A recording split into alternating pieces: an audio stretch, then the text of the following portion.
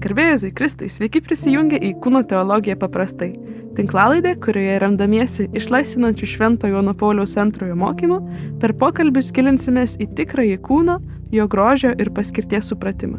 Su Kūno teologija susipažinsime testinai, kiekviena laida įves į sekančią, todėl kviečiame klausytis nuo pirmos laidos iki paskutinės nuosekliai dėl jūsų pačių geresnio suvokimo. Labas, Valentinai. Labas, Neda. Ir šiandien pokalbį pradėsiu aš. O, gerai.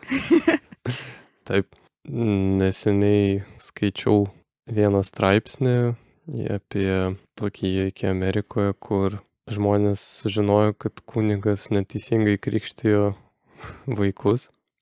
Ir iš tikrųjų vyskupija pasakė, kad jo, čia netiesa. Pagal tai, ką Vatikanas išleido dar 20 metais gal. Ir sako, tie, kas buvo pakrikštyti šito kunigo, turi būti pakrikštyti iš naujo.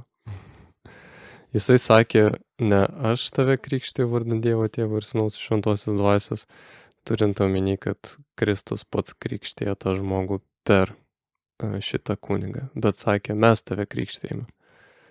Krikštame? Krikštijam. Mes tave krikštijam vardan Dievo Tėvo ir Sūnaus ir Šventosios Dvasios, turint omeny, kad visi žmonės, kurie ten buvo krikštiję tą žmogų.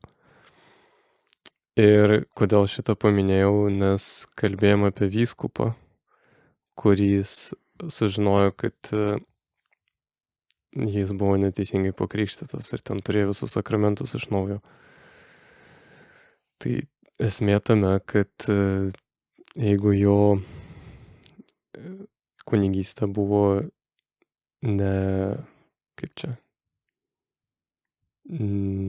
negaliojanti dėl to krikšto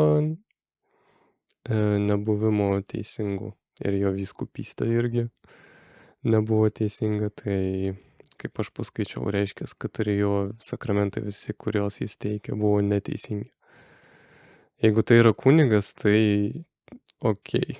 Ypač jeigu jis neseniai šventintas, tai ten dar mažiau problemų, ten galima dar sugaudyti visus. Bent jau pasistengti. Bet su vyskupu sunkiau, nes jisai šventina kunigus ir tada tie šventimai yra neteisingi. Ir tada visi kunigai, kurie jo iššventinti, teikia sakramentus neteisingai. Žodžiu, tokia jau grandininė reakcija. Čia visai rimtas reikalas. Tai mes kalbėjome apie pavyzdį, kur ta fizinė dalis sakramento buvo pažeista, o šitą atveju, kur kalbėjau apie šitą kunigą, kuris neteisingai krikštė, tai ten maldos dalis buvo neteisinga. Tai va, aš neprisimenu, ar aš sakiau kažką apie jo sakramentus teiktus. Man atrodo, sakė, kad galiojo, ne? Jo, gali būt, nes man rodos, aš pats taip girdėjau. Kai girdėjau šitą istoriją, bet pasirodo ne. Ir visi žmonės, tai žmonės, kurie, tikriausiai ne. Žinau, kad tie krikštai nebuvo teisingi, kur buvo neteisinga formulė panaudota, bet ten pat rašė ir apie kunigus, kurie buvo neteisingai pakrikštyti patys. Ir sakė, kad vyskupija ieškojo žmonių, kurie buvo sutuokti to kunigo, kad iš naujo gauti sakramentus. Kažkur mačiau, kad kažkaip vyskupas pats validavo visus tos sakramentus. Nežinau, ką tai reiškia, ar jis nuėjo ir visur tos sakramentus pakartojo, ar jis tiesiog pasakė, ta prasme, iš valdžios pozicijos, kad jie yra galiojantis ar viskas tvarkoj. Nežinau dabar. Bet žodžiu, ne viskas taip paprasta. Bet čia tokia mano spekulacija, jeigu žmogus nežinojo apie tai ir gyveno tarsi turi tą sakramentą ir neturėjo progos sužinoti ar tą pataisyti, tai aš manau, tie sakramentai jam galiojo vien dėl to, kad jis nėra kaltas tame ir kad jis norėjo gyventi sakramentaliai, tiesiog čia net nebuvo jo kaltė. Tai, žodžiu, bet čia palikim kanono teisininkams ir kitiems, kurie už tai atsakingi, čia yra visai rimti reikalai. Šiaip labai įdomu, jeigu kažkas gaudos iš tos reikaluose, galėtum parašyti laišką. Parašy man kūną@gmail.com. Jo, prašom, parašykit, apšvieskit ir mus. Būtų įdomu sužinoti. Ja, geras. Taip, tai iš manęs tiek. Cool. Tai dabar bus dar daugiau. Nes... Tu kalbėsi. Na, iš tavęs jau. Nes einame prie šiandienos temos ir šiandienos tema yra 3+1 santuokos sąlygos. Taip. Gal ne santuokos, gal santuokinės meilės. Gerai, santuokinės meilės sąlygos. Tai 3+1. Ok, gal pradam nuo išvardinimo šitų Gerai. sąlygų? Tai jos iš tikrųjų slypi priesaikoj, kurią sako viens kitam sutuoktiniai prie altoriaus. Pirmas sako, ar esi ta prasme, jie atsako į kunigo klausimus ir to duoda priesaiką. Tai pirmas klausimas kunigui yra, ar esi rimtai apsigalvojęs arba apsigalvojusi, niekieno neverčiama ir tikrai pasiryžusi vesti arba ištekėti šią savo sužadėtinę ar už šio savo sužadėtinę. Tai nieko neverčiamas ir ištekėti. Tai reiškia, kad visų pirma, tai yra laisvas pasirinkimas, o visų antra, tai yra visiška dovana savęs, nes santuoka yra savęs dovanojimas visiškas vienam žmogui. Kodėl 3+1? Nes šitam klausime kaip ir 2 sąlygos. Laisvas ir dovanojimas. Bet aš vis tiek manau, kad dovana galima tik laisvėje, dėl to čia kaip ir 1. Tada antras klausimas, ar pasižadate santuokos kelyje visą gyvenimą vienas kitą mylėti ir gerbti. Ir ten toliau galima dar pratesti, kad kol mirtis neišskirs jūsų.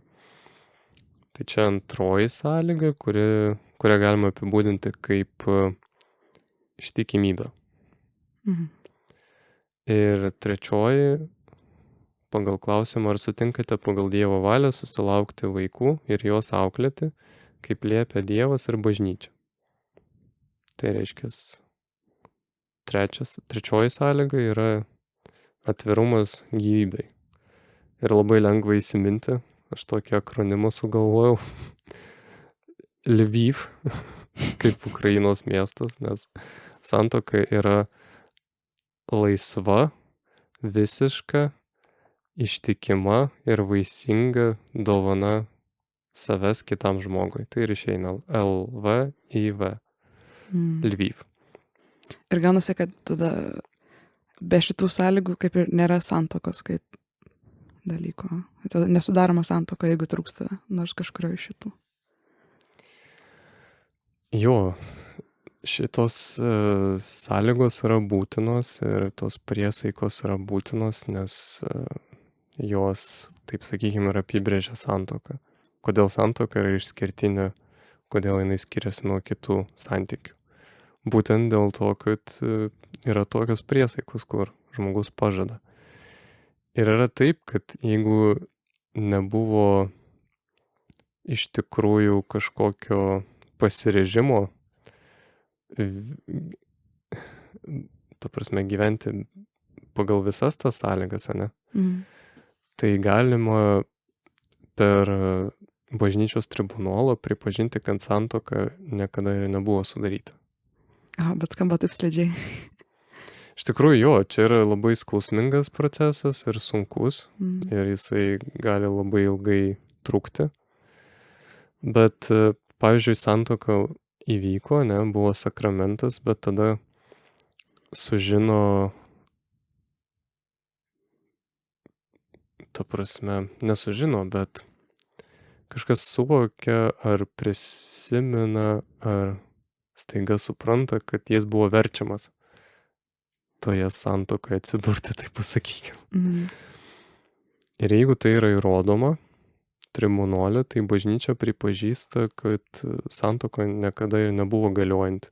Tai reiškia, tą dieną, kai jie kabutėse gavo sakramentą, jie jo negavo. Ne dėl to, kad kunigas kažkaip sugribavo ar dar kažkas, bet per jų pačių kaltę, nes jie tų sąlygų neįvykdė, ane? Taip pat ir, pavyzdžiui, su atvirumu gyvybei naujai. Jeigu du žmonės susituokia žinodami, kad jie nenorės vaikų, tai santuoka nebuvo galiojanti. Ir tame yra skirtumas tarp skyrybų ir santuokos anuliavimo. Nes skyrybos neįmanomos bažnyčioje. Čia tik civilinės skyrybos įmanomos, kur galiojanti santuoka yra panaikinama. Kaip Kristus pasakė, neišskirkite to, ką Dievas suvienijo, ane? Skyrybos nėra įmanomos. Įmanoma tik pripažinti, kad tai nebuvo galiojantis santuoka nuo pat pradžios. Tai reiškia pasakyti, kad tai jūs nieko ir neturėjot.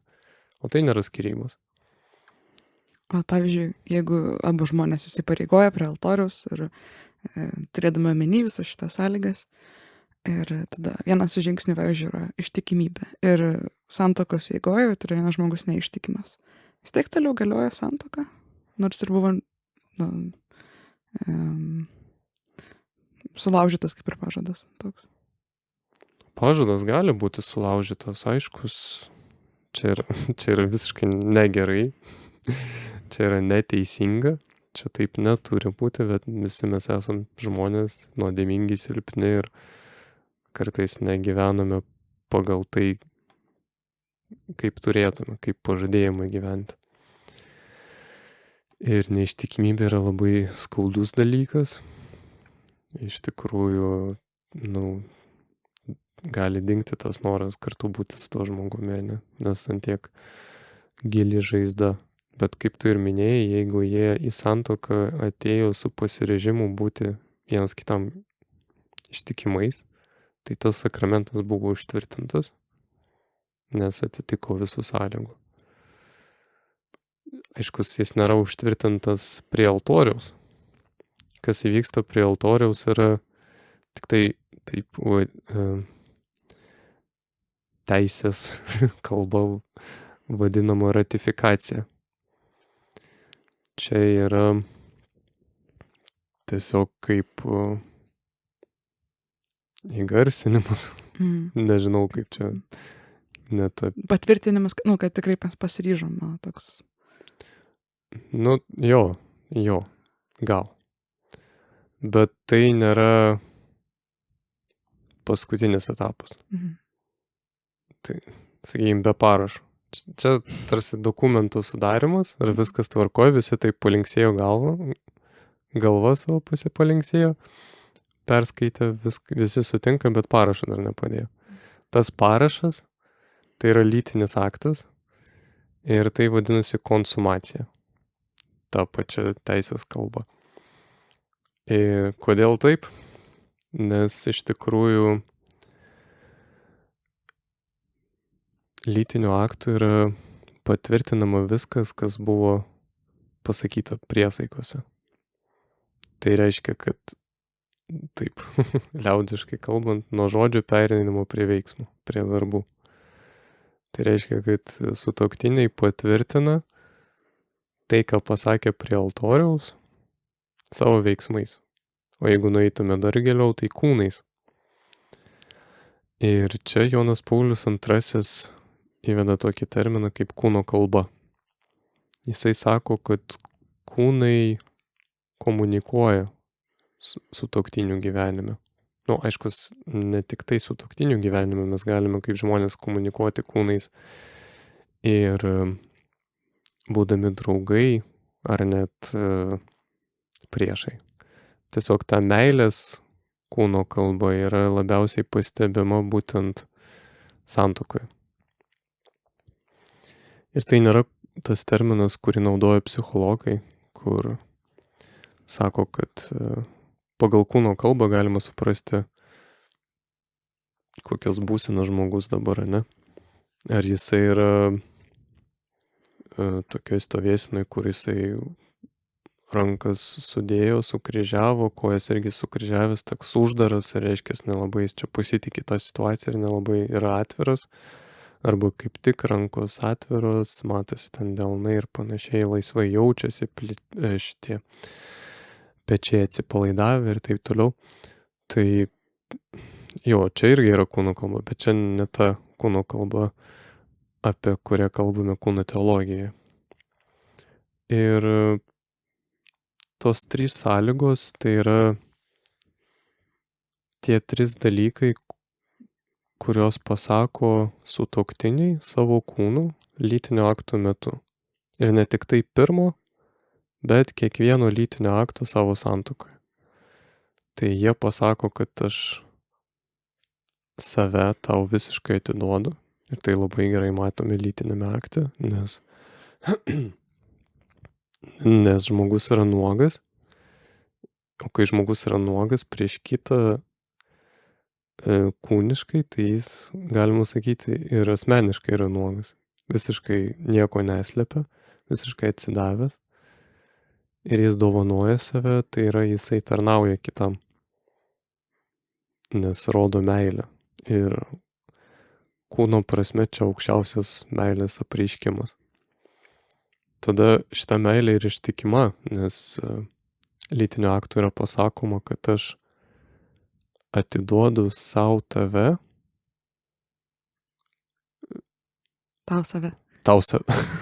Sau tave. Aš atiduodu tau save, ta prasme, ta visiškai ir tik tau. Nors šiais laikais lytinis aktas nėra kažkoks ekskliuzyvinis dalykas, kuris yra tarp tų 2 žmonių ir tik tarp jų. Ar bent jau tokių nelaikomas. Jo, tokių nelaikomas. Jisai yra toks, ne, bet tokių nelaikomas. Tačiau labai lengva pastebėti, kaip kenčia žmonės, kai santykiai subyra, kur buvo lytinis aktas. Ant kiek prisirišimas yra stiprus ir ant kiek jiems skauda. Ir galima palyginti su tais išsiskyrimais, kur nebuvo lytinio santykių, kur tas prisirišimas yra žymiai mažesnis.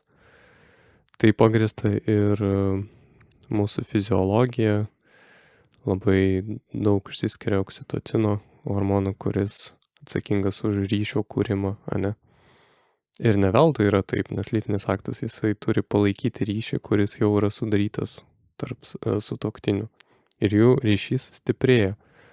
Bet jis stiprėja ne tam, kad būtų išardytas, sulaužytas, bet tik tam, kad vis stiprėtų ir palaikytas būtų tas pastovumas.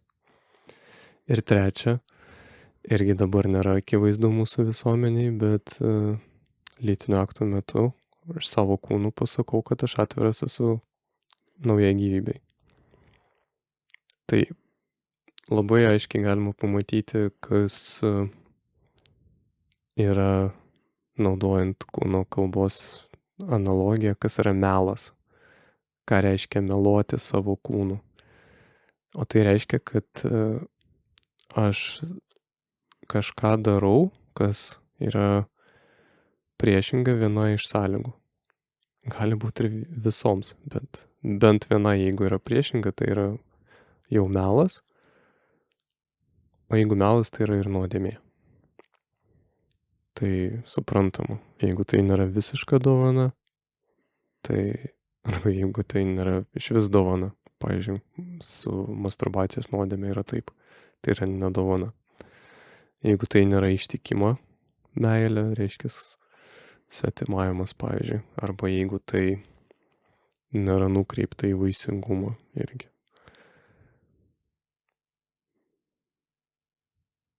Ir taip pat svarbu pastebėti, kad po sakramento gavimo bažnyčioje konsumacija yra privaloma. Ir kol santuoka nebus konsumuota, jinai nesiskaito kaip galiojanti santuoka. Jinai tarsi yra pradėta, bet neužbaigta. Dėl to, pavyzdžiui, jeigu pora gali įrodyti, kad nekonsumavo savo santuokos, tai yra neturėjo santuokinio akto, jie gali gauti anuliavimo, net jeigu jie į tą sakramento su tais visais 3 pasiryžimais nuėjo. Aiškus, tai daroma per popiežių ir nėra labai lengva, nes per popiežių, bet tai yra įmanoma. Taip pat čia matome priežastį, kodėl žmonėms, kurie negali dalyvauti lytinėme akte, kodėl jiems bažnyčia sako, kad negali jų sutuokti. Nes jie negali konsumuoti šitos santuokos ir negali gyventi tais pasiryžimais.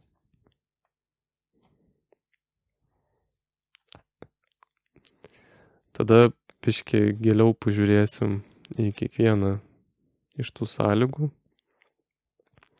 Pirma yra visiškas ir laisvas savęs dovanojimas, ir čia mums prireiks ištraukų iš šventojo rašto, kad geriau tą suprastume. Tai iš 1 laiško Korintiečiams 7 skyriaus 4 eilutė. Žmona neturi valios savo kūnui, bet vyras. Panašiai ir vyras neturi valios savo kūnui, bet žmona. Gali paaiškinti? Ar skaitom toliau? Ne, biškį pakomentuosiu, bet skaitysim toliau. Čia tos ištraukos iš Pauliaus, kur sunkiai gaunasi, kaip čia, traktuoti, teisingai aiškinti. Jo, tokia vergovės skamba vienas kitam. Jo, ir tada klausimas toks, natūralus, ar aš turiu tapti vergas savo žmonos, ar ten vyro. Bet mums toliau sekančios 2 ištraukos padėjo suprasti, kasgi čia vyksta. Net 3. Okay. Giesmių giesmės knyga, 4 skyrius 12 eilutė. Mano sesuo sužadėtinė yra uždaras sodas, užantspauduotas šaltinis. Toliau 6 skyrius 3 eilutė. Aš esu mylimojo ir mano mylimasis yra mano. Iš Jono Evangelijos 10 skyriaus 17-18 eilutės. Aš guldau savo gyvybę, kad ir vėl ją pasiimčiau. Niekas neatima jos iš manęs, bet aš pats laisvai ją atiduodu. Tai pirmą pažiūrėkime giesmių giesmę. Visų pirma, nuostabi knyga. O, taip. Kurios beveik nieks nežino, jo lab neskaito. Nors buvo komentuota daugiausiai iš visų Biblijos knygų. Jo, Labai ilgą bažnyčios laikotarpį.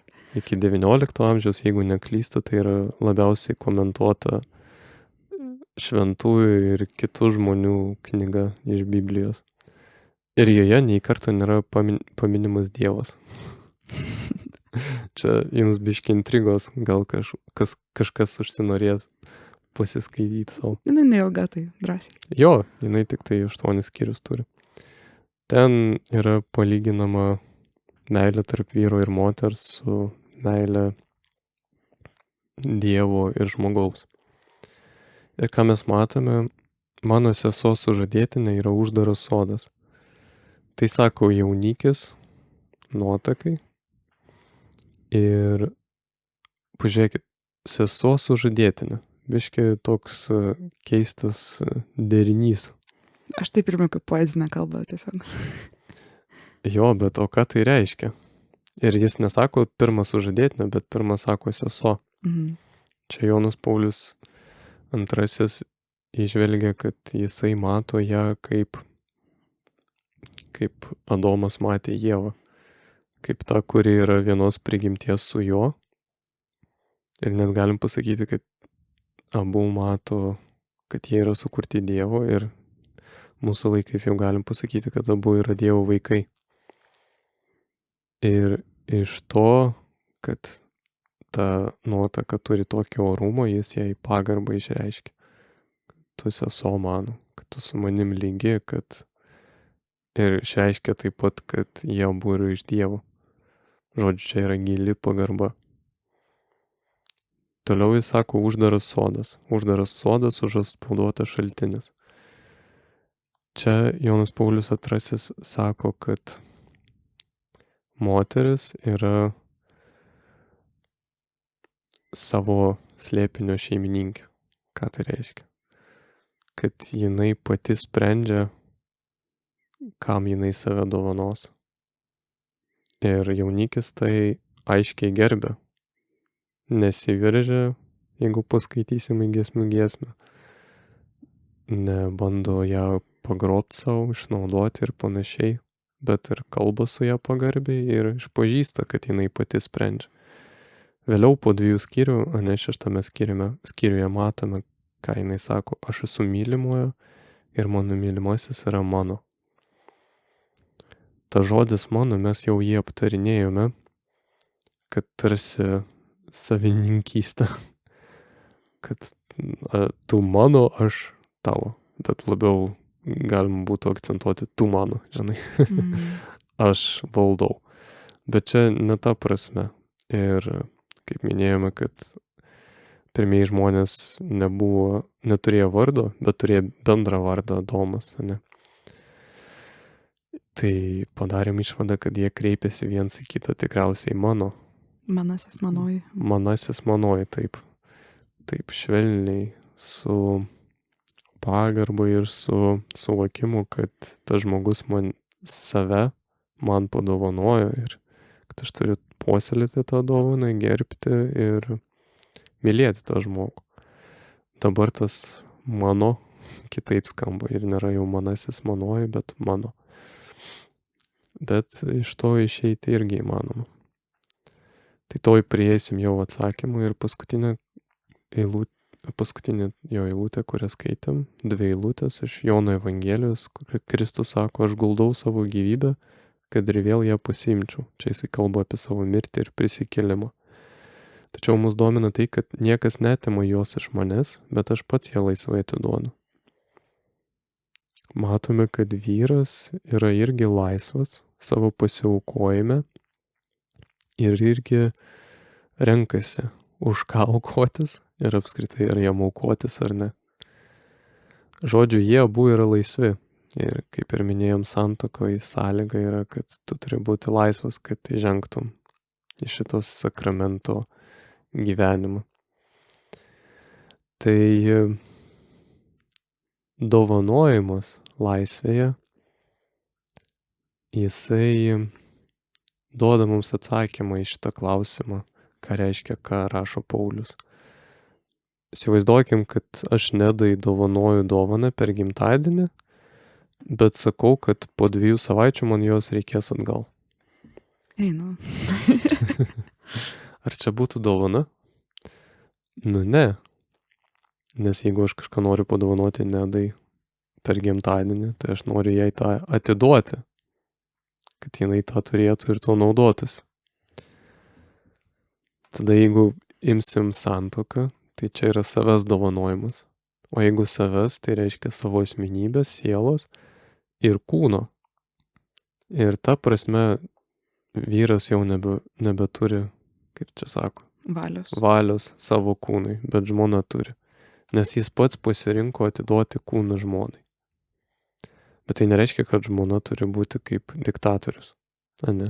Jinai turi suvokti, kad jis guldo savo gyvybę už ją laisvai, bet jis tą daro iš meilės. Ir jinai tada meilę turi priimti. Ir turi prisiminti, kad jinai pasižadėjo save jam padovanoti. O reiškia neturėti valios savo visumoje, ne tik kūnui. Dėl to tai nėra dovanojimas savęs savaitai, ar kiek man tai bus įdomu, ar kiek man tai bus malonu, bet visam. Ir yra tokia savoka, žinau, yra ir anglų kalboje, ir rusų kalboje, pabandysiu išversti lietuvių, gal kaip santuokinė skola.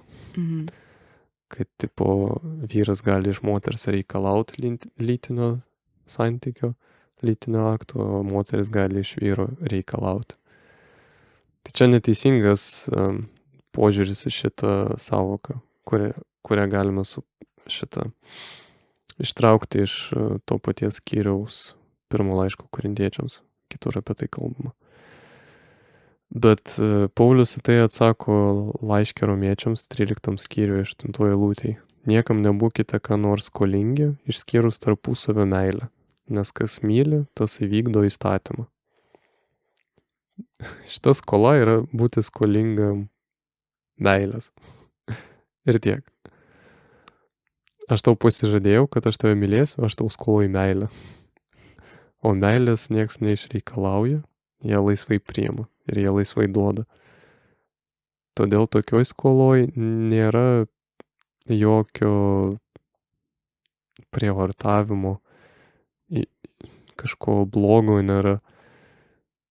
Kaip ir mes esam skoloj savo tėvams, ane, ir turim juos gerbti ir kai jie bus senatvėje jais rūpintis, nes jie mūsų mylėjo ir tiek mums padovanojo, tai mes jaučiam, kad turim tai padaryti. Tas pats ir santuokoj. Tai irgi daroma iš meilės, iš pagarbos, iš dėkingumo.